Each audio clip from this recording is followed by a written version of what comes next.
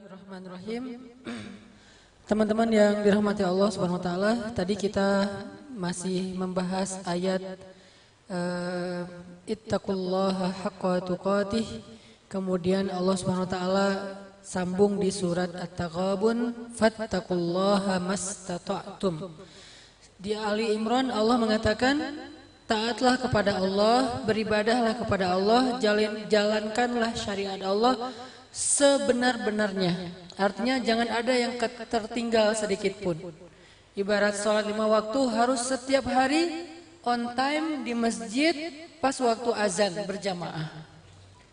Tapi ternyata setelah dipraktekin oleh para sahabat, udah habis-habisan berusaha, gak bisa maksimal seperti yang Allah katakan haqqa tuqatih. Sholat setiap hari di masjid on time 5 waktu selama seumur hidup. Kemudian qabliyahnya dapat, ba'diyahnya dapat, malam sholat tahajud, pagi sholat duha, sholat syuruk antara setelah itikaf habis subuh, dan seterusnya. Kadang-kadang mereka ada yang sibuk, di antara mereka ada yang capek, di antara mereka ada yang sakit, di antara mereka ada yang punya masalah, dan seterusnya, ada yang lagi di jalan. Akhirnya ada yang ngeluh, ya Rasulullah, kami gak sanggup haqqa tuqatih. Kami nggak sanggup menjalankan semuanya sekaligus tanpa ada yang tersisa. Nggak sanggup ya Rasul. Gimana dong nanti kalau Allah marah kepada kami? Allah turunkan ayat, fattaqullaha mastata'tum. Jalankanlah syariat semampu kalian. Beribadahlah kepada Allah semampu kalian. Bertakwalah dan taatlah kepada Allah semampu kalian. Ini mudahnya Islam. Jadi nggak perlu kita mudahin lagi. Sebetulnya Islam sendiri udah mudah. Kemudahan dari Allah Subhanahu wa taala. Nanti ada lagi ayat. Ini kita masih membahas tentang kemudahan Islam. Nanti goalsnya, outputnya saya pengen kita lebih yakin lagi untuk berhijrah. Lebih yakin lagi untuk ngejadiin Islam sebagai behavior kita, perilaku kita, sebagai our lifestyle, cara hidup kita. Kenapa? Karena cara hidup Islam itulah cara hidup paling mudah dan dimudahkan oleh Allah. Ayatnya Al-Baqarah, kemudian akhir Al-Baqarah, Ali Imran, Taghabun. Ada lagi ayat di surat Thalah, Allah berfirman, "Ma anzalna 'alaikal Qur'an litashqa." Tidaklah kami turunkan kepadamu Al-Qur'an litashqa. Apa arti litashqa? Menyusahkan kamu. Al-Quran itu tidak Allah turunkan untuk menyusahkan kita, enggak sama sekali. Justru Al-Quran itu diturunkan untuk memudahkan kita, bukan untuk memberatkan, justru untuk meringankan kita. Syariat Islam sangat luar biasa mudah dan ringannya. Contoh, 2 orang sahabat Nabi radhiyallahu anhuma lagi ngelakuin perjalanan. Jadi kayak kalau bahasa kita tuh kayak mungkin lagi touring gitu, lagi touring. 2 orang nih, yang satu anak motor klasik, yang satu lagi motor gede gitu ya, touring berdua, beda mazhab. Jalan berdua. Lagi jalan, di tengah jalan tuh masuk waktu sholat. Mungkin sholat zuhur, mungkin sholat asar, masuk waktu sholat. Cuman pas masuk waktu sholat, mereka di tengah padang pasir, nggak bisa nemuin air. Akhirnya mereka sepakat, ya udah kita tayamum aja, pakai debu. Tayamum pakai debu, sholat. Pas sudah selesai sholat, jalan lagi, nggak lama kemudian nemu telaga, nemu air. Mulai mereka berbeda pendapat. Yang satu bilang, kita harus ulangi lagi sholatnya. Soalnya yang tadi tayamum, sekarang udah ada air. Kalau sudah ada air, tayamumnya batal. Kata yang kedua, tidak perlu diulangi. Soalnya tadi kita sholat memang nggak ada air. Kalau sudah ada air, ya tidak perlu diulangi lagi. Karena sholat dengan tayamum juga sudah sah. Berbeda pendapat. Akhirnya yang satu sholat lagi, yang satu lagi nungguin, dia nggak sholat karena dia memegang pendapat tidak perlu diulang. Lanjutin perjalanan, pas sudah pulang mereka lapor ke Rasulullah SAW. Ya Rasulullah, di tengah jalan kami berbeda pendapat. Pertama kami sholat dengan tayamum karena emang nggak ada air. Sedangkan yang kedua, akhirnya saya berpendapat tidak perlu mengulang sholat karena sudah tayamum. Sedangkan teman saya yang kedua ini berpendapat harus mengulang sholat.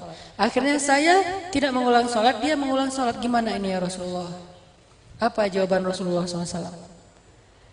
Kamu yang tidak mengulang sholat, qad asobta, kamu sudah tepat. kamu sudah tepat. Kita kan kadang-kadang suka ngebenturin ya. Kalau tepat yang berarti yang lain keliru. Kalau yang hak berarti batil. Kita suka gitu ngebanding-bandingin dan menjudge. Padahal Nabi nggak kayak gitu jawabannya. Dan Nabi menjawabnya dengan senyum loh.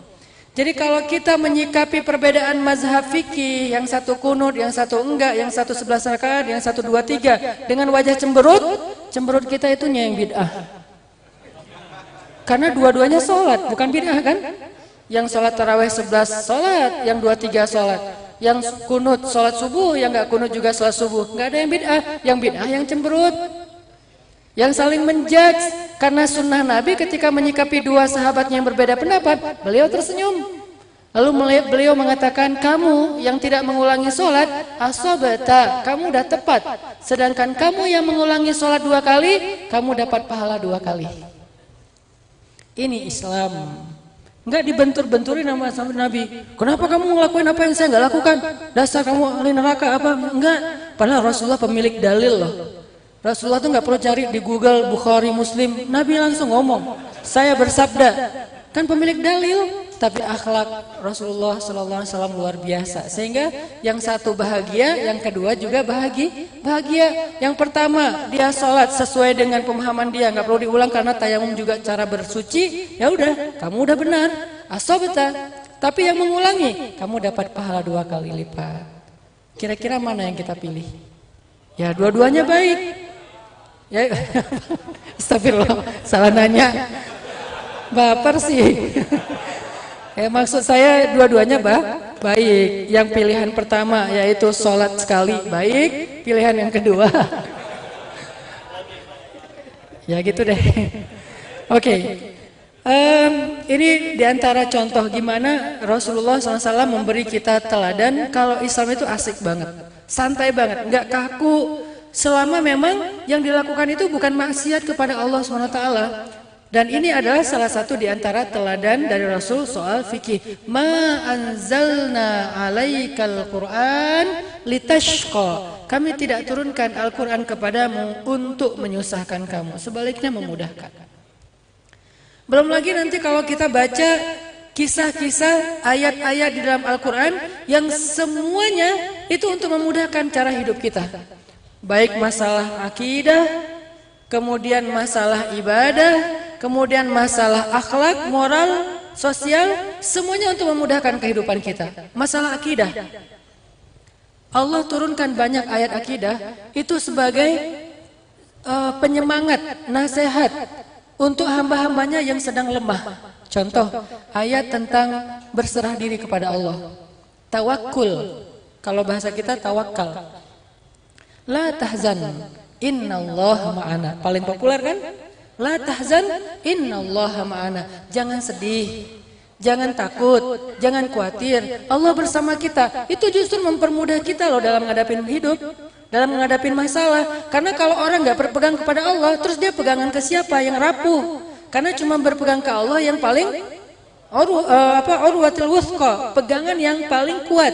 Sehingga orang kalau berpegang kepada harta, berpegang kepada culture atau budaya, berpegang kepada manusia, itu lemah semuanya. Saya pernah diundang beberapa kali jalan-jalan sekalian main. Kalau saya ngomong main berarti di situ ada dakwahnya. Karena buat saya dakwah itu dengan cara main, nggak usah terlalu serius tapi dia substansial. Main ke Jepang misalnya atau ke Korea. Jepang Korea ini kehidupan masyarakatnya tuh rapi banget, terutama Jepang ya, rapi banget. Mulai dari kita turun pesawat itu udah orang ngantri. Jadi ngantri ngambil bagasi aja di baggage belt itu udah ngantri, nggak ada yang lewat garis yang ditetapkan di situ. Sehingga nggak ada yang duduk di depan situ atau sampai trolinya terlalu ke depan, nggak. Semuanya ngantri dengan rapi. Kemudian kemana-mana udah budaya ngantri udah biasa. Mau ngambil taksi juga ngantri. Walaupun ngular gitu, mereka tetap ngantri. Kehidupannya itu rapi, disiplin, orangnya murah senyum, humble. Tapi ternyata Jepang itu tingkat bunuh dirinya lumayan tinggi di dunia. 3 kali saya ke sana, 3 kali saya ngelihat adegan orang bunuh diri dan berhasil.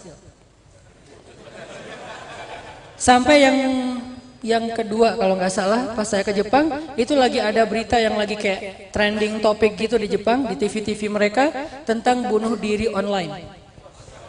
Ternyata di sana bunuh diri itu ada jasanya. Jadi kita bisa pilih di aplikasinya mau pakai cara apa bunuh dirinya. Apakah diputusin atau dia minum racun atau kayak loncat dari dari gedung atau dia masuk ke rel kereta MRT gitu. Ternyata banyak caranya. Jadi dia tinggal klik terus kurirnya datang untuk bunuh diri dan bayar. Udah bunuh diri bayar, berhasil. Oh lagi rame tuh waktu itu yang kedua kalau nggak salah. Artinya kenapa negara yang maju, negara yang pendapatan rata-rata per kapitanya tinggi, orang yang kehidupannya udah rapi banget, indah banget, tapi tingkat bunuh dirinya tinggi? Karena mereka tidak punya pemahaman tauhid yang baik, memang nggak kenal Allah. Buat mereka agama itu hanya culture. Jadi mereka nggak bilang agama Islam, yang disebut budaya Islam. Mereka nggak bilang agama Nasrani, budaya Nasrani. Sehingga kalau pas lagi Natal mereka jadi Nasrani, pas lagi hari suci agama culture Jepangnya mereka jadi orang Shinto atau apapun, jadi berubah-ubah karena dianggap culture. Artinya bukan soal teologi, bukan soal berserah diri kepada Allah, hanya soal kebiasaan. Sehingga ketika mereka mulai frustasi, ada masalah dikit, kadang-kadang saking hobinya bunuh diri, bete dikit bunuh diri. Bete terus bunuh diri sih. Saking lemahnya mental mereka. Kenapa bisa kayak gitu? Karena tidak ada tawakul. Sehingga ketika Allah turunkan ayat-ayat tentang kebesaran Allah, itu goalsnya, salah satu outputnya itu biar kita la tayasu, la tahzan, la taqnatu, itu goalsnya. Jangan putus asa, jangan kecewa, jangan takut, jangan sedih. Kenapa? Dengan bahasa yang berbeda-beda intinya innallaha ma'ana wa huwa ma'akum aina ma kuntum dan seterusnya banyak. Sehingga ini adalah ayat untuk memudahkan kita, bukan untuk menyusahkan kita. Saya ngerasa kayak misalnya gini. Ini cerita yang mungkin teman-teman udah pernah dengar. 4 bulan yang lalu saya kehilangan motor seharga 21 juta. Saya nggak mau nyebut mereknya karena nggak di endorse ya. Hilang motor, baru beli 2 bulan apa kurang lebih hilang. Lagi pulang malam-malam habis meeting sama teman-teman pemuda hijrah, taruh di carport karena nggak punya garasi, di carport aja, gerbang digembok. Subuh-subuh bangun, gerbang udah kebuka, gembok hilang, motor hilang.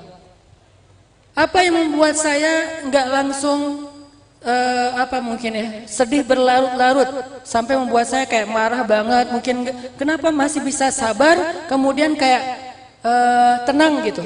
Tetap diikhtiarkan, cari keliling kompleks, siapa tahu ada yang lagi dorong-dorong motor saya gitu kan. Cuman mau dibilang dong, kayak mirip motor kita gitu. Nggak akan diapa-apain. Ada orang, mungkin orangnya gede-gede, ramean misalnya. Ya kenapa bisa kuat, sabar? Mungkin pas detik itu, karena kata Nabi, as-sabru 'inda sidmatil ula. Sabar itu di awal kejadian. Kalau setelah sekian lama, namanya bukan sabar, sadar. Jadi kalau kita dapat musibah, panik gitu, udah lama-lama, ya udah deh, innalillahi wa inna ilaihi rajiun. Itu bukan sabar, itu sadar. Sabar ukurannya di awal kejadian. As-sabru kata Nabi, inda sidmatil ula. Sabar itu di awal hentakan. Ketika kita diuji oleh Allah dengan jebret ada masalah, jebret ada kayak musibah, mungkin musibahnya enggak dengan suara lantang, suaranya pelan. Kita jadi adik kakak aja yuk. Kan pelan ya, ngomongnya kan santai kan. Tapi kan kayak musibah terbesar nomor 2 gitu dalam hidup. Terus gimana biar kita kuat? Nah disitulah ketahuan sabar atau enggak. Kalau kita marah-marah kayak di jalan gitu ya. Di jalan ada yang langgar lalu lintas, rambu-rambu, kayak kita disalib tapi misalnya enggak dengan cara yang benar dan seterusnya, kita klakson marah-marah sampai akinya habis saking klaksonnya lama gitu. Pas sudah sampai di rumah, astagfirullahaladzim, ya udah deh sabar aja. Itu bukan sabar, itu sadar. Berarti dia udah kehilangan pahala sabar, nggak dapat lagi wabasyiris sabirin. Sampaikan kejutan ke orang yang sabar karena dia nggak sabar. Kita kira-kira lebih sering sabar apa sadar? Lebih sering sadar. Alhamdulillah masih sadar ya. Karena ada orang yang sadar juga enggak, terus aja kayak gitu. Tapi berarti kita jarang dapetin kejutan tentang orang sabar yang luar biasa. Nah, kenapa bisa sabar ketika terjadi misalnya motor hilang langsung nahan, jangan sampai kita berputus asa, nanya, mempertanyakan kebesaran Allah, apa maunya Allah, Allah nggak adil sama saya, kenapa saya terus yang kena, dan seterusnya dan seterusnya. Kenapa bisa sabar?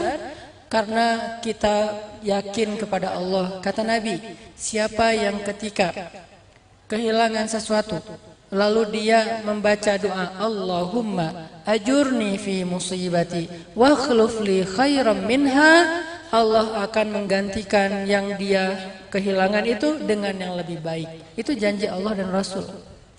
Karena kita yakin kepada Allah dan Rasul, setiap hari kita bilang sadaqallah, setiap hari kita bilang sadaqar Rasul, akhirnya tenang. Kan buahnya itu kan ketenangan. Ala bidzikrillah tatmainnul qulub.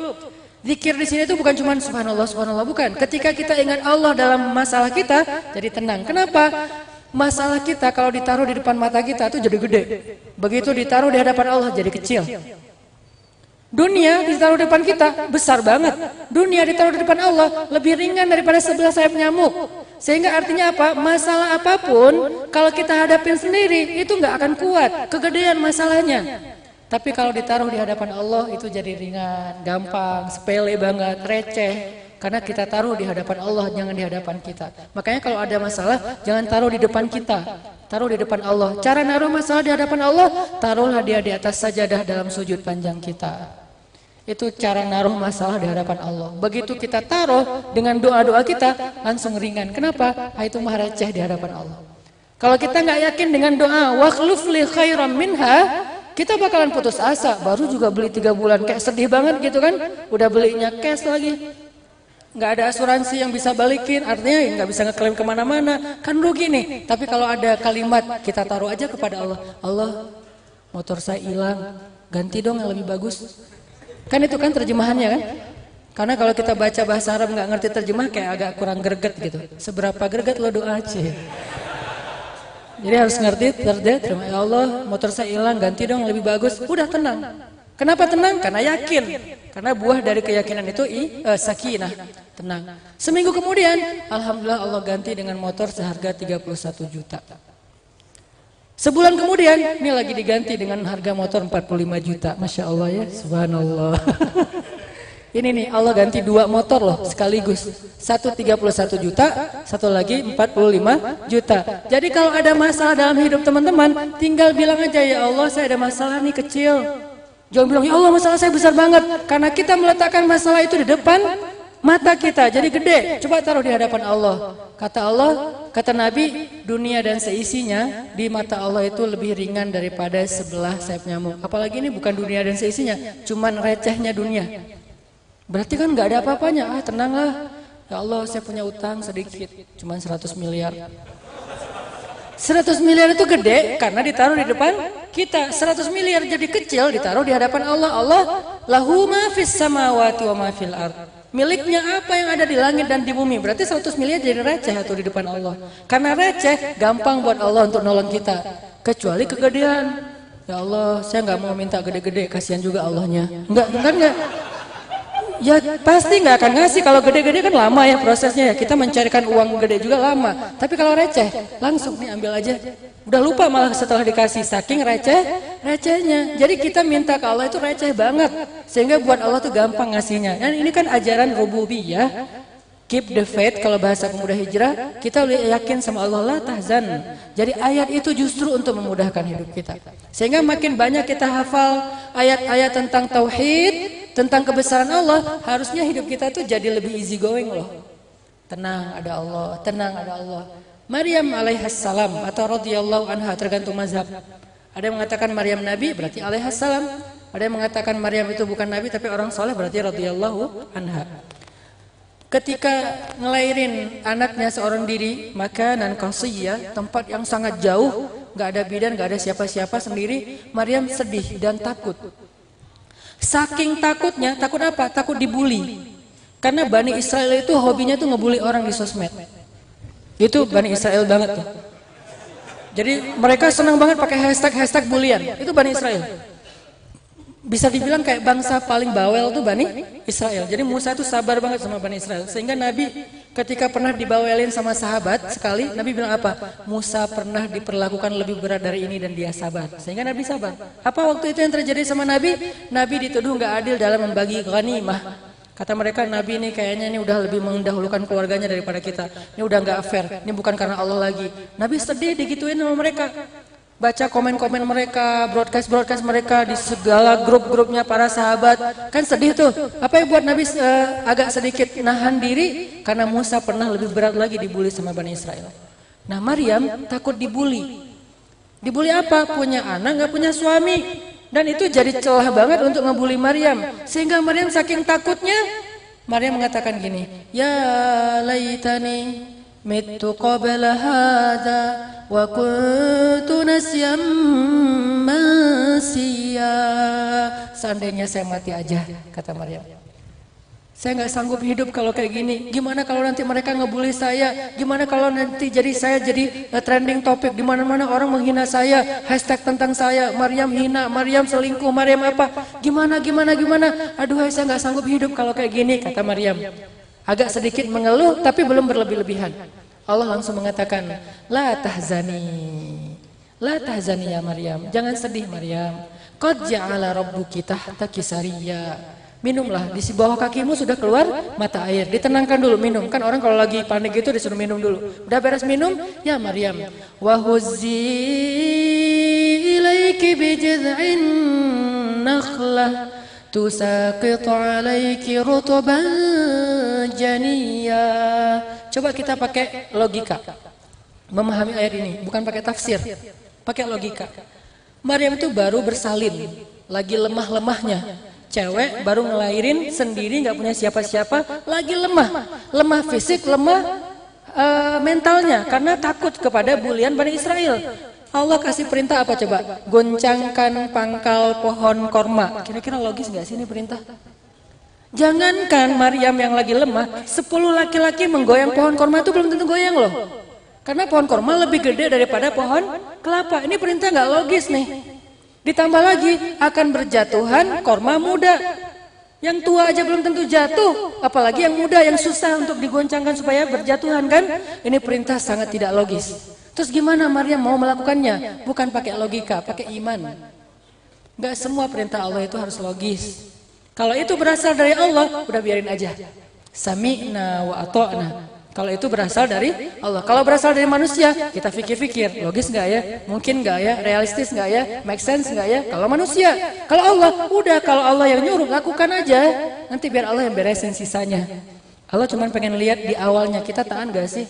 Wahuzzi ya Maryam, goncangkan, bukan ujungnya, pangkalnya. Bijiz'in nakhlah. Maryam baru pegang pohon korma, tuh pohon berguncang dengan sendirinya. Makanya kita cuma ngambil asbab kecil doang, sisanya Allah yang beresin. Dipegang sama Maryam pangkal korma, kormanya berguncang. Dan hebatnya, goncangan pohon korma ini nggak menjatuhkan semua buahnya. Allah yang pilih mana yang jatuh, mana yang enggak. Ya lo jangan jatuh. Oh iya, yang lo jatuh. Dipilih sama Allah. Rutoban janiyah, kan korma itu banyak istilah ya. Ada tamar, ada rutop, ada nakhlah. Ada banyak istilah lah untuk korma. Tapi di sini Allah memilih rutob. Rutob janiyah. Jadi di antara sekian ratus ribu butir korma yang ada di pohon itu, cuman rutoban janiyah. Rutob yang segar, yang rasanya manis, yang boleh jatuh dan jatuhnya tepat di dekat Maryam. Allah lagi nunjukin kebesarannya biar Maryam lebih yakin dan gak usah takut sama Bani Israel. Baru Allah bilang, fakuli washrabi wa qarri aina. Makanlah wahai Maryam, minumlah wahai Maryam, bersenang hatilah wahai Maryam. Ini cara menyelesaikan masalahnya. Yakin dulu sama Allah. Setelah yakin, kemudian Allah bilang gini, fa imma tarayinna minal bashari ahadan faquli inni nadartu lirrahmani sawma falan ukallimal yawma insiyah. Kalau kamu ketemu orang Bani Israel, jangan ngomong, diam aja. Kalau dibully, diam. Kalau di-hate, diam. Kalau di-kick dari grup, diam. Kalau grupnya yang left dia, diam. Kadang-kadang kita nggak live grup, grupnya yang live. Mereka bikin grup baru di sebelah, cuman kita doang yang nggak di-invite, yang lain masuk.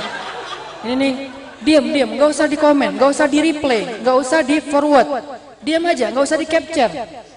Terus kalau nanti saya jadi dibully rame-rame ya Allah di sosial media, sementara mereka kan punya banyak selebgram yang bisa influencer gitu kan, ngeramain trending topik. Diam kata Allah. Lan ukallimal yaum insiya. Seorang pun saya nggak akan ajak ngomong. Satu haters pun nggak akan saya replay. Satu broadcast pun nggak akan saya balas. Terus gimana saya ngebela diri? Tenang, ada Allah yang tadi udah nunjukin kebesarannya. Biar Allah yang pakai cara Allah yang lebih keren. Pulang Maryamnya. Fa'atat bihi qaumaha tahmiluh. Pulang sambil menggendong bayinya yang tidak punya ayah. Baru di gerbang kota Al-Quds udah dihadang, dipersekusi sama Bani Israel. Mereka semuanya udah nunggu Maryam pulang. Begitu Maryam muncul di gerbang kota Al-Quds yang suci, mereka langsung menghadang mengatakan, Maryam, kamu wanita kotor, nggak boleh masuk ke kota suci kami. Kamu pembawa sial dan kami tidak mau ketiban sialnya. Kamu membawa banyak bencana dan jangan sampai menimpa kami. Kamu perempuan yang badi. Ya Maryam, kata mereka, laqad ji'ti syai'an fariya ya ukhta Harun ma kana abuki imra'a saw' wa ma kanat ummuki baghiya. Maryam, kamu perempuan yang hina. Maryam, kamu perempuan yang pakai hashtag 80. Mereka menghina Maryam, pakai hashtag. Hashtagnya viral. Dirame-ramein di sosial media sehingga dia menjadi malu, kasihan. Maryam kan ya? Terus mereka bilang apa? Ya ukhta Harun, wahai saudari Harun. Ayah kamu itu orang baik, ibu kamu itu perempuan yang soleha. Kenapa kamu malah mengotori, menodai nama baik keluargamu? Maryam dibully habis-habisan. Apa yang dilakukan Maryam? Fa'asyarat ilaih. Asyarat, isyarah jadi bahasa Indonesia, isyarat. Maryam memberi isyarat kepada bayinya. Maksudnya ngomong aja sama bayi saya. Mereka makin marah. Kaifa nukallimu man kana fil mahdi sabiyya. Maryam, ternyata kamu bukan hanya hina, bukan hanya pembuat dosa, tapi kamu udah gila. Masa kamu nyuruh kami ngomong sama bayi yang masih digendong, masih menyusui? Gimana bayi itu bisa ngomong? Allah langsung membela Maryam. Karena Maryam diam, Allah yang bela. Kalau Maryam bela diri, Allah nggak akan ikut bela. Makanya kalau dibully di sosial media, jangan diladenin. Diam aja, biar Allah yang bela. Cara Allah, ya terserah Allah. Kalau udah tahu caranya, namanya bukan kejutan. Namanya juga min haitsu la yahtasib. Dari cara yang kalian tidak pernah duga. Biarin aja Allah yang bela. Kita diam, jangan kebawa-bawa emosi, sibuk berdebat, habis energi. Udah aja fokus dengan dakwah, fokus dengan amal soleh, fokus dengan akhlak yang mulia. Jangan tercoreng akhlak kita hanya gara-gara orang nge-hate kita. Kalau gitu berarti kita berhasil dipancing untuk berbuat sesuatu yang tidak baik. Maryam diam. Akhirnya Allah menjadikan bayi itu bisa berbicara. Bukan berbicara, lebih tepatnya khutbah. Karena kalau bicara cuman mama udah bicara kan? Ini enggak, khutbah. Qol Inni abdullah. Kebayangnya bayi Isa lagi dalam gendongan ibunya ngomong. Inni abdullah atani al-kitaba wa ja'alani nabiyya wa ja'alani mubarakan aynama kuntu wa awsani bis-salati waz-zakati ma dumtu hayya وبرا بوالدتي ولم يجعلني جبارا شقيا والسلام. Ini bayi yang ngomong loh. Wassalamu alaihi yauma wulidtu wa yauma amutu wa yauma ub'atsu hayya. Panjang banget ngomongnya. Bisa diulang? Padahal kita udah dewasa. Ini bayi aja bisa ngomong sefasih itu. Aku adalah hamba Allah yang diberikan Allah Alkitab yaitu Injil dan aku dijadikan sebagai nabi. Dan aku diberikan kemampuan membawa keberkahan dimanapun aku berada. Allah memerintahkan kepadaku untuk sholat dan zakat sepanjang hidupku. Allah menyuruh aku berbakti kepada ibuku, bukan kepada kedua orang tuaku. Itu kode. Wa barron biwalidati. Harusnya wa barron biwalidayya. Kan harusnya gitu kan? Aku diperintahkan berbakti kepada kedua orang tua. Enggak, aku diperintahkan berbakti kepada ibuku. Kenapa? Aku nggak punya ayah. Bukan ada ayah tapi nggak bertanggung jawab. Bukan, nggak punya ayah. Kalau ada ayah dan nggak bertanggung jawab, kita tetap disuruh berbakti. Soal dia nggak bertanggung jawab, urusan dia dengan Allah. Tapi soal kita berbakti atau enggak, urusan kita dengan orang itu, dengan ayah kita. Ini nggak punya ayah, jadi siapa yang mau dibaktiin? Sehingga wabarrom biwalidati. Dan kalimat yang berikutnya, wassalam alayya yauma wulidtu. Keselamatan bagiku hari ketika aku dilahirkan. Maksudnya, aku dilahirkan sebagai bayi suci, bukan bayi yang ternoda. Jadi Isa yang masih bayi membela ibunya karena ibunya diam sesuai dengan perintah Allah. Ini kan solusi dalam hidup. Ayat Al-Quran itu solusi semua teman-teman. Apalagi kalau teman-teman baca ayat-ayat tentang surat curhat. Apa surat curhat teh? Mujadalah. Surat diputusin. At-talaq. Kan surat diputusin kan? Ya, lo gue N itu kan at-talaq kan? Udah beres, udah putus gitu. Nah, itu kalau kita baca surat-surat itu semuanya ajaran untuk memudahkan kita, bukan untuk mempersulit. Contoh, at-talaq. At-talaq itu kan asbabun nuzulnya Nabi baru mentalak Hafsah istri beliau, tapi kita nggak boleh suuzon. Kata ulama, sesuatu terjadi di antara Nabi dengan Hafsah sampai Nabi menceraikan Hafsah. Tapi dua-duanya soleh pastinya. Rasul udah pasti soleh, Hafsah juga perempuan yang soleh. Jadi kita nggak bisa menjudge sejarah. Jangan pernah menjudge sejarah, karena kita tidak hadir ketika adegan itu ada. Cukup ambil pelajaran aja nih. Apalagi sejarah tentang keluarga Nabi, lebih nggak boleh lagi dijudge. Sejarah yang bukan keluarga Nabi aja nggak boleh dihakimi, apalagi keluarga Nabi. Yang jelas terjadi sesuatu, Nabi menceraikan Hafsah. Dibawa pulanglah Hafsah ke rumah Umar, ayahnya. Allah langsung mengutus Jibril. Wahai Jibril, datang kepada Muhammad, suruh dia merujuk Hafsah. Jibril datang, ya Rasulullah. Kenapa Rasulullah menceraikan Hafsah? Hafsah itu sawwamah qawwamah. Apa arti sawwamah qawwamah? Sawwamah dari kata soma, yasumu. Orang yang melakukan puasa namanya soim. Kalau cewek namanya soimah. Itu yang melakukan puasa. Jadi kalau dia pernah berpuasa, soim. Kalau cewek pernah berpuasa, soimah. Tapi kalau dia sering puasa, itu bukan soim. Itu namanya sawwam. Pakai tasydid. Kenapa tasydid? Karena filosofi tasydid dalam bahasa Arab itu penegasan. Jadi kalau dia sering puasa, berarti dia tegas banget orang yang memang ahli puasa. Sehingga nggak disebut lagi soimun, tapi sawwam. Orang yang rajin puasa. Ceweknya sawwamah. Kalau yang sholat malam namanya qaim. Kalau ceweknya qaimah. Kalau udah sering sholat malam namanya bukan qaim, qawwam. Ceweknya qawwamah. Kata Jibril, ya Rasulullah, rujuklah Hafsah. Jangan ceraikan Hafsah karena dia adalah sawwamah qawwamah. Ahli sholat malam, ahli puasa siang. Siang hari hampir setiap hari puasa. Puasa Daud, selang-seling. Dan dia adalah istrimu di dunia dan di surga. Akhirnya Nabi menangis, datang kepada Hafsah. Hafsah yuk pulang yuk, kata Nabi. Kemudian turun kalimat, kalau kalian menceraikan istri kalian, cara yang paling baik, jangan suruh dia keluar dari rumah kalian. Ini kan solusi dari Allah. Allah tuh justru membela kita supaya kehidupan kita walaupun dalam keadaan emosi tetap berakhlak mulia. Kalau ada orang yang bilang, Ustadz, kalau cerai atau talak itu emosi gimana Ustadz? Sah nggak? Emang ada yang talak nggak emosi? Kita talak yuk. Aduh. Mana ada orang talak nggak emosi? Yang namanya talak pasti emosi, pasti marah. Gimana talak? Sayang, aku talak kamu ya. Nggak ada kan ya? Yang namanya talak pasti lagi marah. Yang dimaksud marah yang nggak sah talak itu adalah marah yang kehilangan akal. Dan itu jarang. Marah yang kehilangan akal. Tapi yang namanya orang mentalak pasti marah. Rasulullah kemudian merujuk Hafsah dan kata Allah, jangan lagi kamu kalau menceraikan istri itu mengeluarkan mereka dari rumah. Ini namanya ma anzalna alaikal Quran litashqa. Tujuan diturunkan Al-Quran itu bukan pengen menyulitkan kita, bukan pengen ngasih beban, justru menyelesaikan masalah kita. Makanya baca Quran jangan baca teksnya doang. Coba kita sedikit-dikit baca asbabun nuzul. Cerita, kenapa sih ayat ini turun? Ayat hijab. Kenapa ayat hijab turun? Ada ceritanya tuh. Ceritanya banyak memang kebaikan dalam hijab. Tapi salah satu yang berkaitan dengan ayat itu, kan waktu itu di Madinah, walaupun Nabi udah hijrah ke Madinah, di sana tuh masih banyak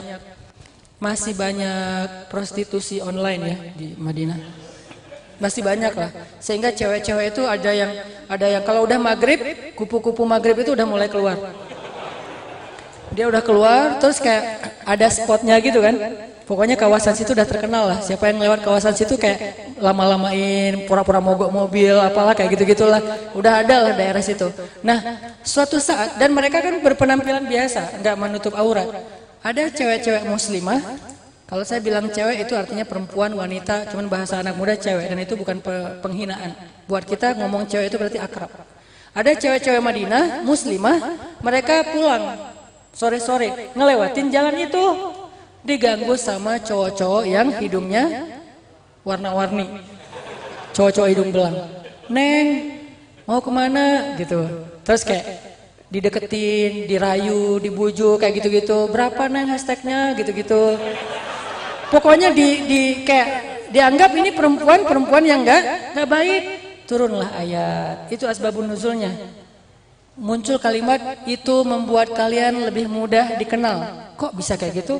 Kenapa udah ditutup malah lebih dikenal? Nah ini nih, maksudnya kalau kalian menutup aurat lebih mudah dikenal bahwa kalian itu perempuan baik-baik, bahwa kalian itu muslimah, sehingga nggak akan diganggu. Itu goals tujuan dari syariat hijab. Supaya nggak diganggu sama orang-orang yang tidak baik akhlaknya. Karena ketahuan nih perempuan baik-baik, tidak menjual dirinya. Nih perempuan yang muslimah, menjaga kehormatannya. Kalau mereka jangan diganggu, itu maksudnya. Sehingga Allah mengatakan, katakan kepada istrimu dan perempuan-perempuan yang beriman agar mereka menjulurkan jilbabnya. Itu membuat mereka lebih dikenal. Maksud lebih dikenal, bisa dibedakan mana muslimah, mana yang belum muslimah. Ma anzalna 'alaikal Qur'an litashqa. Kami tidak turunkan Al-Qur'an untuk memberatkan kalian. Semuanya memudahkan. Semuanya. Cuman yang bikin kesannya kadang-kadang berat itu praktek.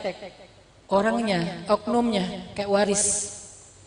Ilmu waris itu kan yang agak kurang bisa diterima buat cewek-cewek itu kan karena nggak sama rata kan. Adil tapi nggak sama rata. Karena keadilan itu nggak harus sama rata. Keadilan itu proporsional. Laki-laki dapat 2, cewek dapat 1. Sekarang saya pengen buktiin kalau waris itu sebetulnya lebih nguntungin cewek. Cowok dapat 2 bagian, cewek dapat 1 bagian. Tapi jangan hanya melihat bagiannya. Kenapa cowok dikasih 2 bagian? Ini namanya maqasidus syariah. Ini yang kalau alhamdulillah saya belajar di Mesir. Mesir itu kan diajak berfikir. Kita belajar fikih namanya persepsi fikih. Belajar tafsir, ilmu menafsirkan Al-Quran. Jadi kita punya persepsi gitu. Kalau di beberapa tempat mungkin orang nggak mau tahu, terserah deh maksudnya apa, yang penting ayatnya gitu kan ya. Ini nggak jadi bijak. Kita harus tahu kenapa, apa maksud Allah. Namanya maqasidus syariah. Maqasid, maksud. Maksud dari bahasa Indonesia, maksud. Apa maksud dibalik 2:1? Cowoknya dapat 2 bagian, cewek dapat 1 bagian. Apa maksudnya? Maksudnya biar cowok ini punya tanggung jawab untuk menafkahi perempuan, cewek. Artinya kalau dikasih waris 2 bagian, cowok itu 2 bagian harta waris itu dibagi dengan istrinya, dibagi dengan anaknya, dibagi dengan ibunya, dibagi dengan adiknya yang belum punya suami. Kalau dia dalam keadaan ada masalah, dia yang bertanggung jawab untuk membagi 2 bagian warisnya untuk keluarganya, karena dia yang menafkahi. Tapi cewek dikasih 1 bagian, itu nggak dibagi buat dia sendiri. Cowok dikasih 2 bagian, bagi-bagi. Cewek dapat 1 bagian, enggak, buat dia sendiri. Dia bisa beli perhiasan untuk dia sendiri, dia bisa investasi, dia bisa tabung sendiri. Siapa yang lebih untung? Cewek. Kenapa cewek protes? Karena bukan syariatnya yang salah, bukan ceweknya yang salah. Cowoknya salah memaknai maqasidus syariah. Ambil 2 bagian, hanya hak, tapi kewajibannya enggak diambil. Harusnya fair, kalau haknya 2 bagian, kewajibannya juga 2 bagian. Sehingga tanggung jawab yang paling tinggi dalam menafkahi itu ada di paman, ayah, kakak, saudara laki-laki, suami. Ada di mereka, bukan di bibi, ibu, istri, adik yang perempuan, bukan. Sehingga mereka dapat hanya untuk diri mereka sendiri. Kita dapat, kita bagi-bagi sama mereka. Itu Islam. Jadi sisi mana dari Islam yang sebetulnya nggak fair coba?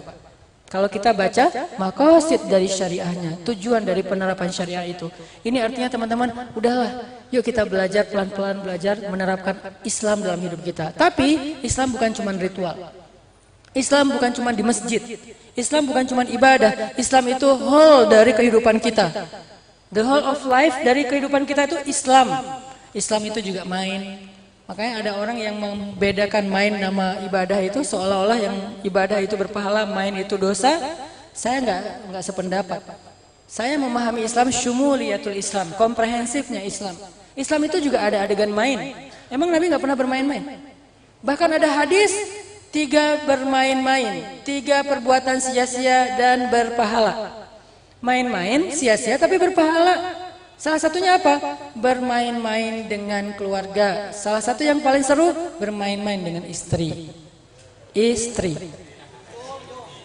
Bermain-main dengan istri, itu main-main aja pahala loh. Kita kayak bercanda, kayak saling kayak menggoda, kita kayak manja-manjaan, itu aja berpahala. Kalau istri orang, baru dilihat dosa. Makanya jangan istri orang, istri sendiri. Kalau nggak ada ya sabar ya. Alaikum bissaum, hendaklah berpuasa. Artinya, oh ternyata main-main dalam Islam juga berpahala. Makanya Nabi main dengan keluarganya, main dengan cucunya. Beliau kalau lagi di masjid itu kadang-kadang beliau jadi tunggangan, Hasan dan Husain naik jadi penunggang kudanya, keliling masjid bertiga. Nabi jadi kuda, Hasan Husain jadi kesatria. Lalu para sahabat pada masih semangat, ayo Rasul, ayo Rasul. Terus ada di antara mereka yang memuji dengan mengatakan, ya Hasan, ya Husain, kalian mendapatkan sebaik-baik tunggangan. Nabi mengatakan, dan mereka sebaik-baik kesatria. Saling menghargai. Sahabat menghargai Rasul, Rasul menghargai cucunya. Sehingga, ayo ya kakek, ayo kakek, ayo kakek, keliling masjid. Emangnya masjid hanya dipakai untuk sujud dan ibadah? Ternyata di dalam masjid Nabi bermain dengan keluarganya. Pernah lagi ada adegan, kan di Masjid Nabawi itu suka digantung buah kurma wakaf. Buah kurma sedekah, karena dulu nggak ada tempat nyimpan barang Baitul Mal, disimpannya di masjid juga, digantung di tiang-tiang masjid. Jadi orang miskin kalau mau makan, nggak ada makanan di rumah, tinggal metik aja di tiang masjid. Masuk ke masjid, petik, makan. Nah waktu itu Hasan dan Husain, buat anak-anak di zaman Nabi kan cemilan, coklat, permen gitu kan korma ya. Mereka petik korma di tiang masjid, dimasukin ke mulut, kayak nggak dikunyah, diemut gitu.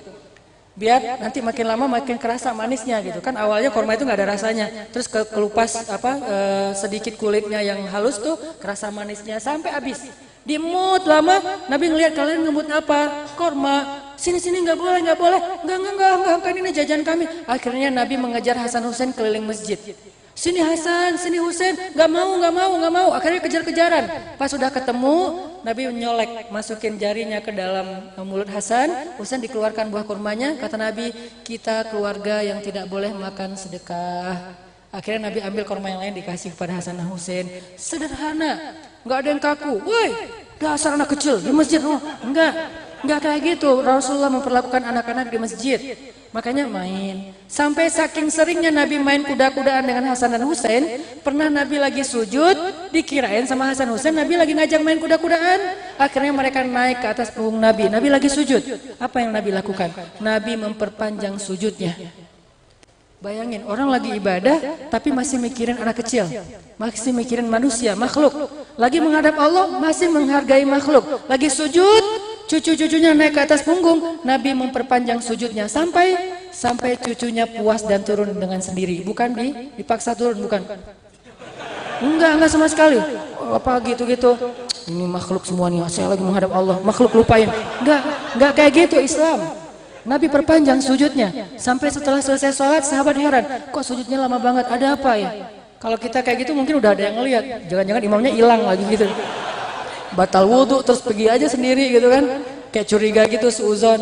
Sahabat enggak, mereka diem aja sampai beres sholat. Ya Rasulullah, kenapa sujudnya lama sekali? Kata Rasul, tadi pas lagi sujud cucu-cucuku naik ke atas punggung dan aku tidak mau mengganggu mereka bermain. Ibadah tapi nggak mau ganggu orang main. Terus sejak kapan ibadah kita itu egois sampai mengganggu orang lain?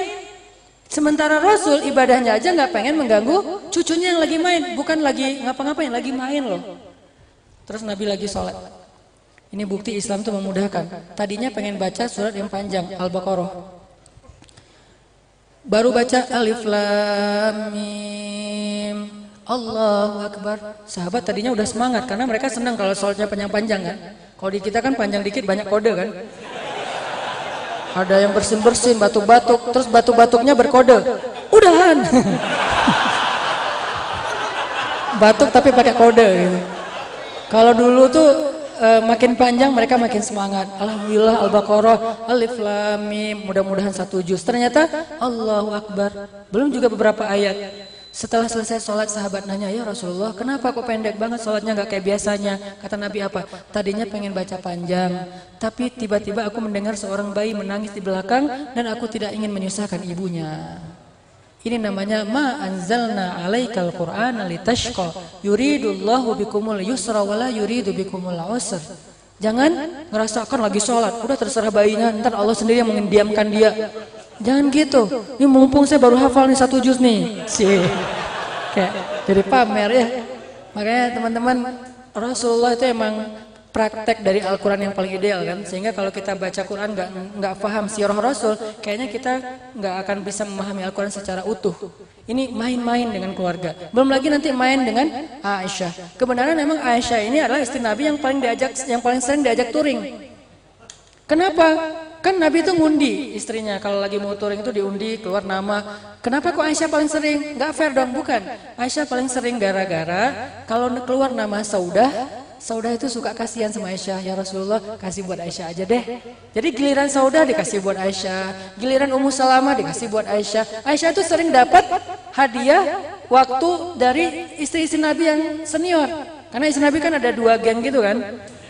Kata siapa Ustadz? Kata ulama, bukan kata Hanan. Kata ulama, istri Nabi itu punya 2 kelompok. Cuman bahasa kita kan kelompok itu geng. Geng itu bukan negatif ya. Jangan selalu menerjemahkan bahasa anak muda itu negatif. Anak muda itu insya Allah positif juga. Jadi istri Nabi itu punya 2 kayak grup gitu. Yang satu grup senior, adminnya Saudah. Yang satu lagi grup junior, adminnya Aisyah. Nah Saudah sama Aisyah nih kayak soulmate-an banget. Saudah tuh sayang banget sama Aisyah. Jadi begitu keluar nama Saudah, ngeliat Aisyah kayak lagi pengen gitu touring bareng Rasul. Aisyah pengen jalan, ya pengen sih. Ya udah buat Aisyah aja. Ya udah buat Aisyah aja. Jadi semuanya sayang sama Aisyah. Walaupun tetap ada adegan cemburu, tapi secara umum mereka sayang sama Aisyah. Makanya Aisyah itu paling sering diajak touring sama Nabi, sering traveling. Nah dalam perjalanan touring, Nabi itu sering banget main sama Aisyah.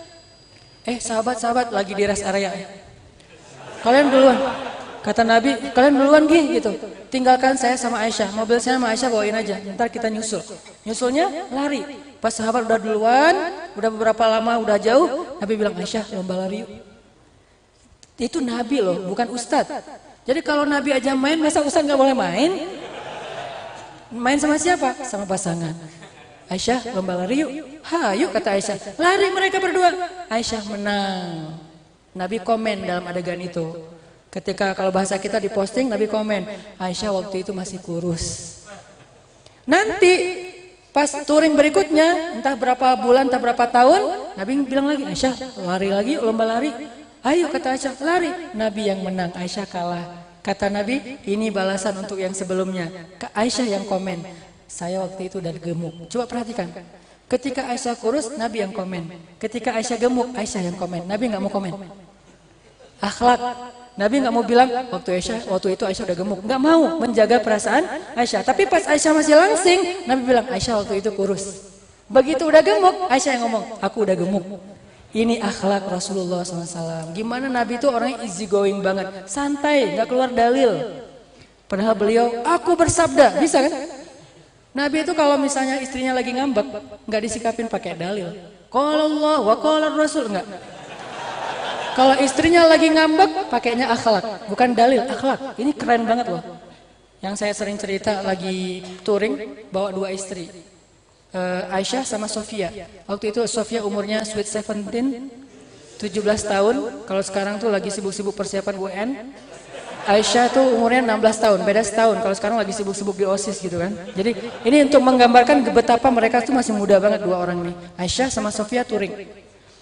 Mobilnya Sofia cuman 1000 cc. Pakai touring. Mobil Aisyah 4000 cc. Otomatis cepet banget kan, begitu ada tanjakan, mobil Aisyah nggak naik, mobil Sofia nggak naik, mobil Aisyah udah jauh ke depan, Nabi di tengah, Sofia, Aisyah, bingung gitu kan, udah sampai di rest area, Nabi datang ke Aisyah, Aisyah, boleh minta tolong nggak, kata Nabi.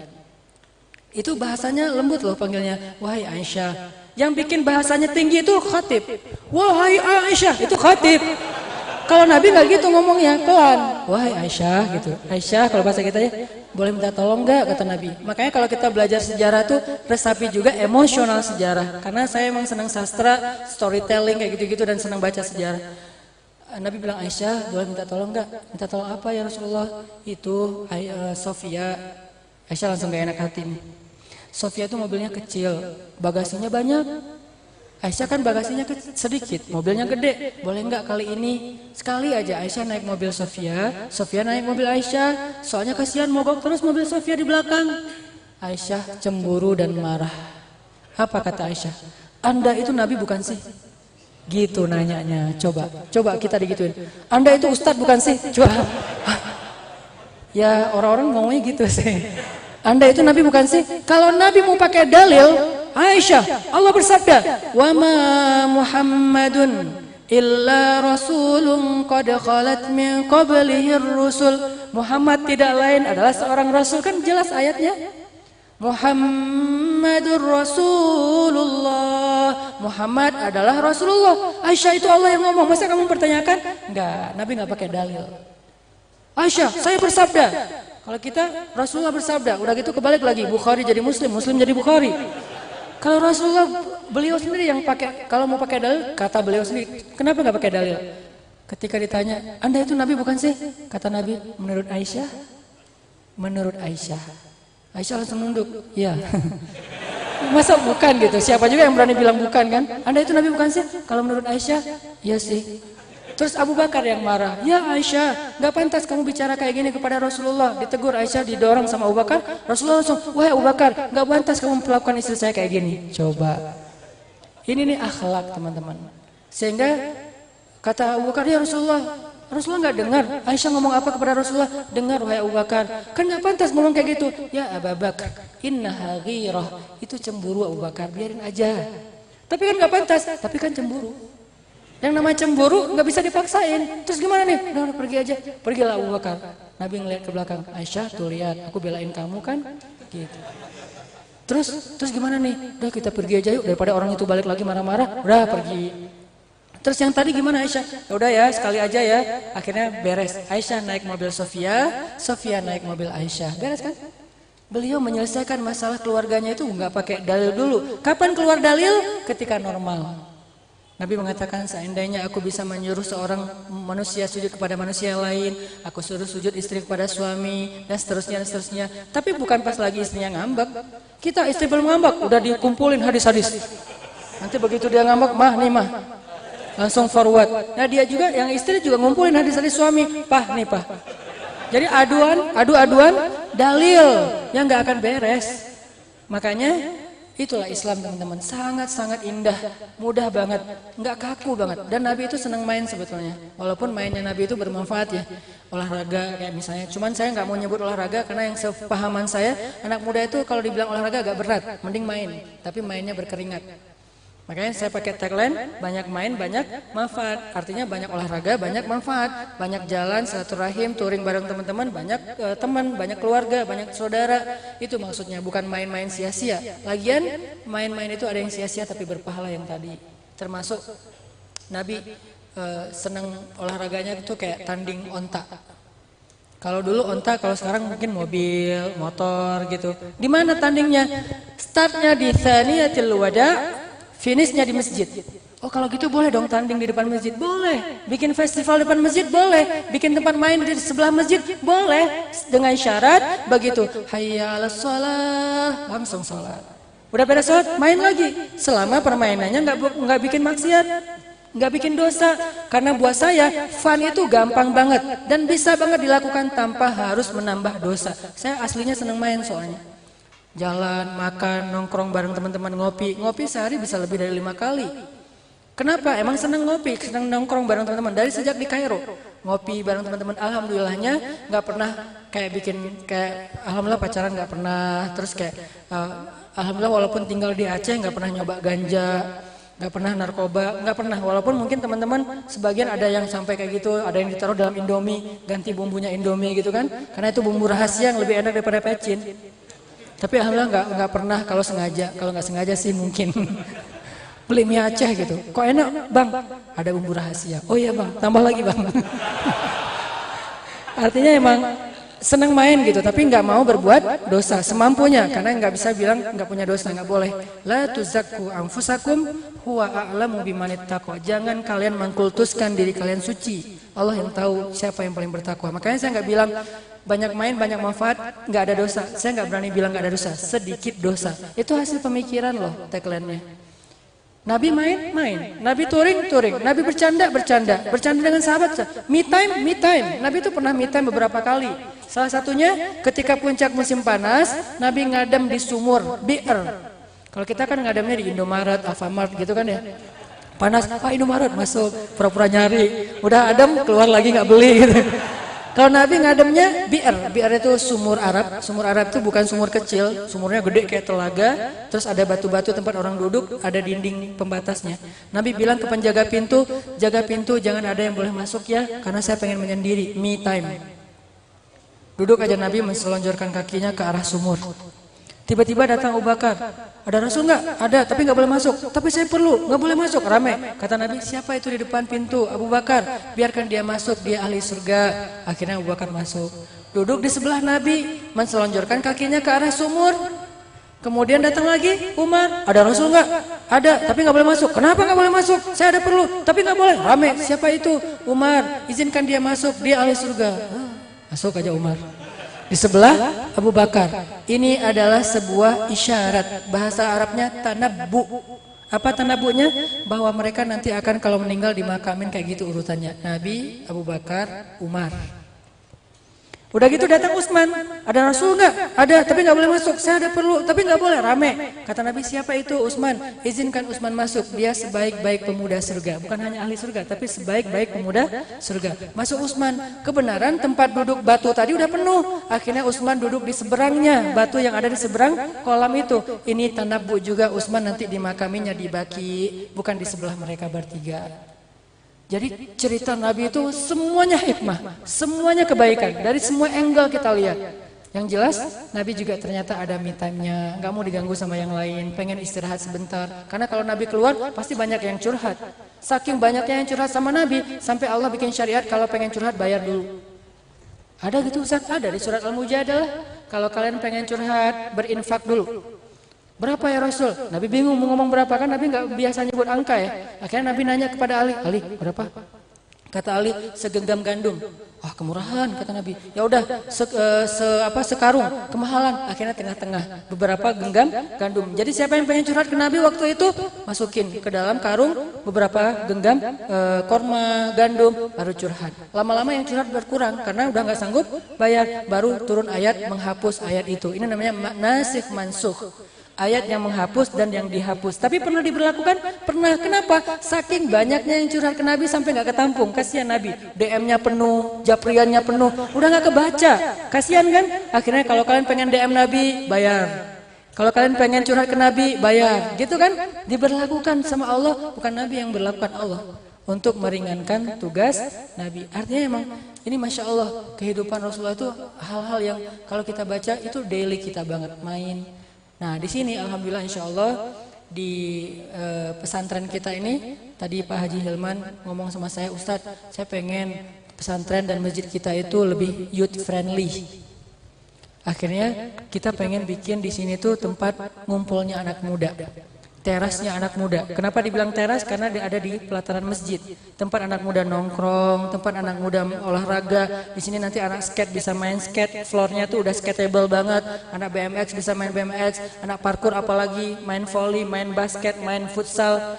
Yang penting semuanya positif. Nanti waktunya sholat bisa masuk ke masjid, disediakan tempat yang untuk mandi atau tempat untuk bersih-bersih yang nyaman. Kemudian kalau perlu, kalau di Masjid Al-Latif Pemuda Hijrah dikasih satu meja barista sehingga dapat kita bisa wakaf lah. Kafe-kafe yang ada di sekitar masjid wakaf setiap hari menyediakan 20 cup kopi gratis buat yang nongkrong di masjid. Nongkrong di masjid itu bahasa Arabnya apa? Iktikaf. Bahasa anak mudanya nongkrong. Saya hanya menerjemahkan makna itikaf.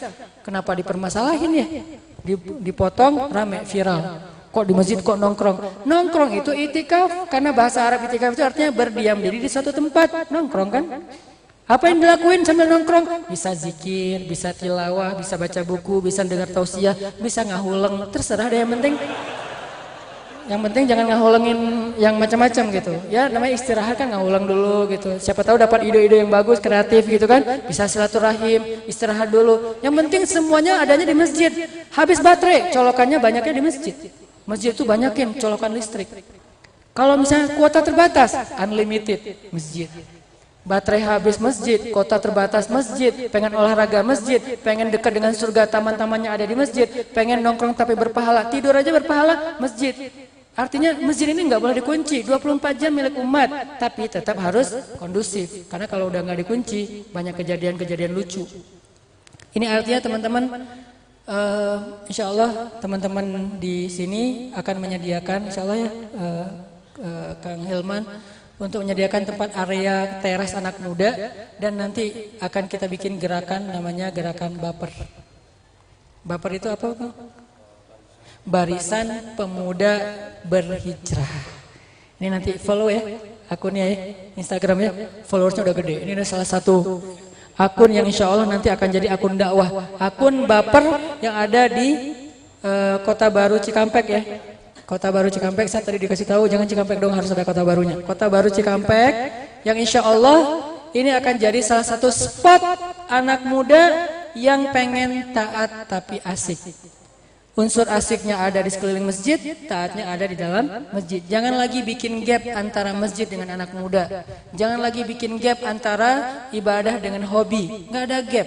Gap itu hanya antara kebaikan dengan kebatilan. Cuman itu gap. Sementara hobi kita nggak semuanya batil, banyak yang baik. Olahraga baik, nongkrong baik, ngopi baik, apalagi silaturahim, bikin sosial project dan seterusnya. Nggak ada yang buruk kecuali kalau dia bermaksiat kepada Allah. Jadi kita ramein, mudah-mudahan masjid ini jadi salah satu mercusuar dakwah yang ada di Jawa Barat, di Indonesia, sehingga nanti akan diikuti oleh masjid-masjid lain yang ada di seluruh Indonesia insyaallah. Barakallahu fiik. Semoga ini menjadi inspirasi buat kita. Yuk kita hijrah bareng-bareng, belajar dekat sama Allah bareng-bareng. Gak usah khawatir, menjadi seorang muslim itu nggak kaku. Menjadi seorang muslim itu nggak akan menghilangkan hobi-hobi anak muda, karena Islam tadi mudah dan memudahkan insyaallah. Kita masuk ke sesi muhasabah. Saya juga pengen ngajak teman-teman, yuk bareng-bareng kita doakan guru tercinta kita Ustadz Arifin Ilham yang masih mengalami ikhtiar pengobatan di luar negeri.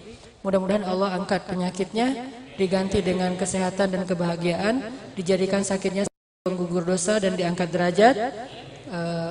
Dan kita doakan saudara-saudara kita di Suriah, di Palestina, Turkistan, kemudian Irak, Yaman yang kelaparannya malnutrisi di Yaman tuh luar biasa. Parah banget, anak-anak kecil yang meninggal dalam keadaan lapar dan kedinginan tuh. Suriah yang menetannya karena penganiayaan dan seterusnya. Semoga Allah Subhanahu wa taala menolong kaum muslimin. Dan khususnya yang paling penting buat negeri kita yang tercinta Indonesia, semoga Allah jaga persatuan kita. Kita boleh beda hashtag, tapi kita nggak boleh beda hati. Kita boleh beda pilihan politik, tapi kita nggak boleh saling membenci. Kalau orang membenci kita, membuli kita, jangan dibalas. Idfa billati hiya ahsan. Balaslah keburukan dengan cara yang lebih baik. Karena kalau kita membalas keburukan dengan keburukan, terus apa bedanya hak dan batil? Sama-sama buruk.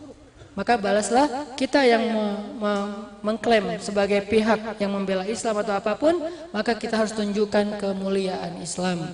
Jadi saya mengajak anak-anak muda terutama ini jaga persatuan di Indonesia. Jangan sampai hanya gara-gara panggung politik Indonesia ini terkoyak pecah belah di antara anak bangsa. Ini lebih besar ruginya. Kita doakan semoga Allah beri kita rezeki pemimpin yang solih, pemimpin yang adil, pemimpin yang dekat dengan ulama, pemimpin yang akan insya Allah memperjuangkan kebaikan untuk rakyatnya, dan pemimpin yang pastinya diridhoi Allah Subhanahu wa taala. A'udzu billahi minasy syaithanir rajim. Bismillahirrahmanirrahim. Alhamdulillahi rabbil alamin. Ar-Rahmanir Rahim. Maliki yaumiddin. Iyyaka na'budu wa iyyaka nasta'in. Ihdinas siratal mustaqim. Siratal ladzina an'amta 'alaihim ghairil maghdubi 'alaihim waladdallin. Allahumma ighfir lana dhunubana. Allahumma ighfir lana dhunubana ya Ghaffar ya Ghaffar.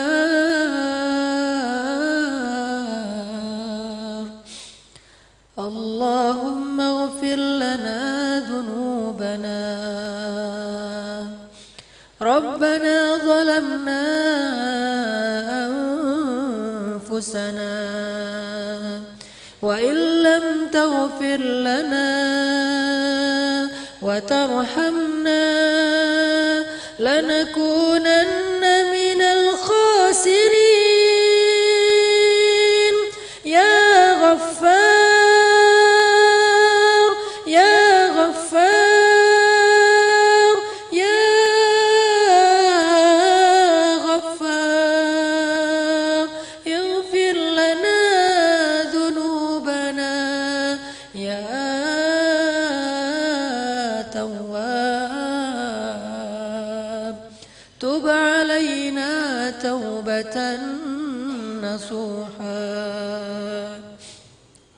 اللهم اشفي أستاذنا عارف إلهم.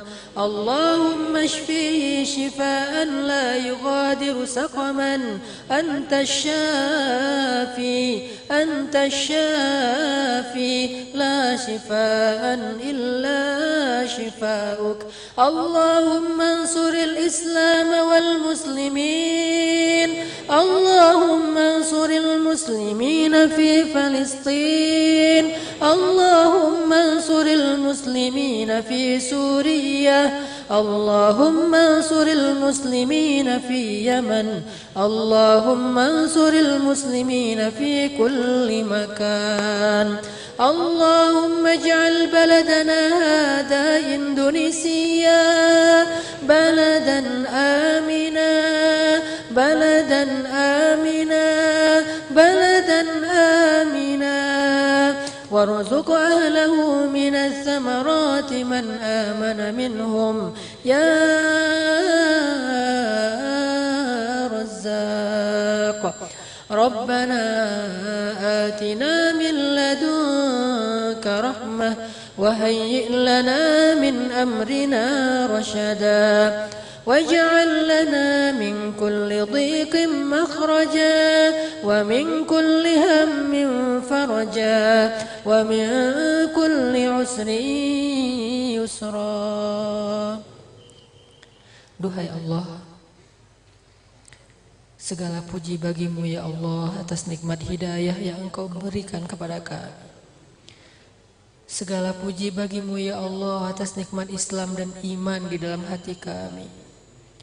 Segala puji bagimu ya Allah atas nikmat ilmu dan hikmah untuk kami malam ini. Duhai Allah, tetapkanlah hati kami dalam hidayah sampai akhir hayat kami ya Allah. Ampunkanlah dosa-dosa kami ya Allah.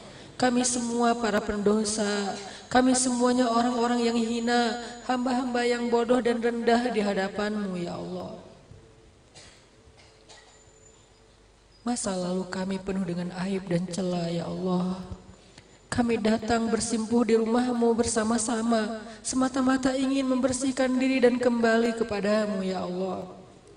Kami sudah lelah dengan dosa-dosa kami, dosa-dosa yang menjadikan hidup kami berantakan, ya Allah. Dosa-dosa yang menjadikan keluarga kami terkoyak-koyak, ya Allah. Dosa-dosa yang menjadikan akhlak kami buruk, ya Allah. Bahkan kepada kedua orang tua. Dosa-dosa yang menjadikan kami durhaka kepada orang tua, bersikap kasar kepada ibu dan ayah kami, membentak mereka, memarahi mereka, membuat ibu kami diam-diam menangis karena sedih atas ucapan kami. Sungguh kami pernah menjadi seorang hamba yang sangat banyak dosa, ya Allah. Anak yang sangat durhaka, maka kami datang untuk bersimpuh di hadapan-Mu, memohon ampunan dari-Mu, ya Allah. Terimalah kedatangan kami, ya Allah. Bersihkanlah dosa-dosa kami, ya Allah. Arahkanlah hati kami kepada apa yang Engkau ridhai. Bimbing langkah kami hanya di jalan-Mu sampai akhir hayat kami, ya Allah. Karena kami ingin bertemu dengan Rasul-Mu kelak di padang mahsyar, ya Allah. Jangan sampai dosa-dosa menghalangi kami dari baginda Rasul, sehingga ketika kami tersenyum ke baginda, beliau tidak membalas senyum kepada kami karena tidak mengenal kami, ya Allah. Duhai Allah, berikan petunjuk dan hidayah-Mu kepada pemuda-pemuda Indonesia. Satukanlah hati di antara kami bangsa Indonesia. Jangan biarkan ada satu hal pun yang bisa menjadikan kami terpecah belah, ya Allah. Satukan hati kami karena Engkau, karena kami adalah Muslim, karena kami adalah bangsa Indonesia, karena kami adalah manusia, karena kami semuanya ciptaan-Mu, ya Allah. Jangan biarkan perselisihan dan perbedaan di antara kami menjadikan kami saling membenci, ya Allah. Rabbana, berikanlah keberkahan bagi negeri kami. Cabutlah berbagai macam musibah dan bencana dari negeri kami. Jadikan negeri ini negeri yang makmur, negeri yang berkah, baldatun thayyibatun wa rabbun ghafur. Rabbana atina fid dunya hasanah wa fil akhirati hasanah wa qina adzabannar. Subhanakallahumma wa bihamdika asyhadu an la ilaha illa anta astaghfiruka wa atubu ilaik. Barakallahu li wa lakum. Billahi taufiq wal hidayah. Wassalamualaikum warahmatullahi wabarakatuh.